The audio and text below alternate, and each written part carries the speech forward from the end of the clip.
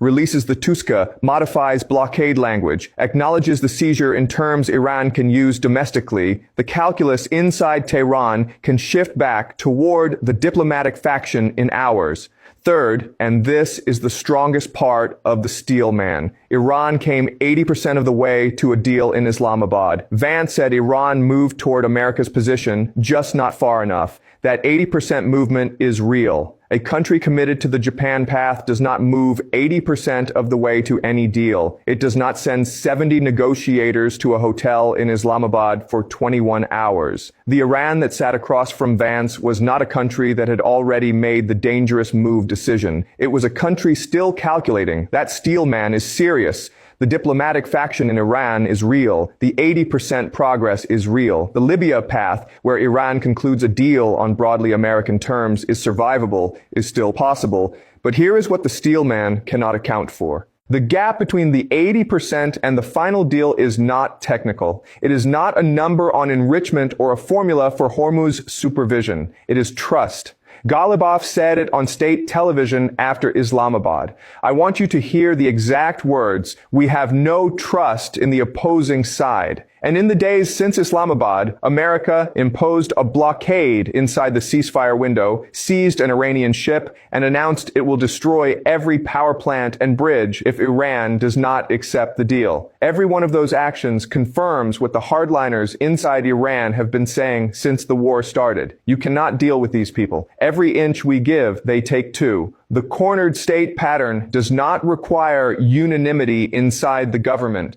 It only requires that the faction which has concluded resistance is preferable to surrender gains enough internal authority to stop the diplomatic faction from crossing the final line. America's actions since Islamabad have been handing that internal authority to exactly the wrong faction, one escalation at a time. Let me tell you what the two paths actually look like from here, because the cornered state pattern ends one of two ways, and it is worth being specific about what each one means. The first is the Libya path. In 2003, Gaddafi looked at what had just happened to Saddam Hussein and concluded that a deal on American terms was survivable. He surrendered his weapons program entirely.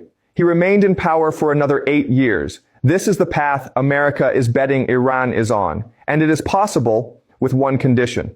Iran has to believe that what it receives from the deal is worth more than what it still has available as a cornered state. The problem is that Gaddafi was not facing a 12-year economic reconstruction. Libya's supreme leader had not been assassinated on day one. Libya did not have a Chinese strategic partner buying its oil through a system specifically built to survive American enforcement. The structural conditions that made the Libya path work for Gaddafi are not fully present for Iran right now. The second is the Japan path. Iran concludes that the window for its most dangerous move is closing, that waiting means certain defeat, that acting now, while it still has fast attack boats in the water, mines in the strait, missile systems in tunnels American bombs could not fully destroy, Hormuz control, and proxy networks from Yemen to Lebanon, gives it options that waiting does not. What would that move look like?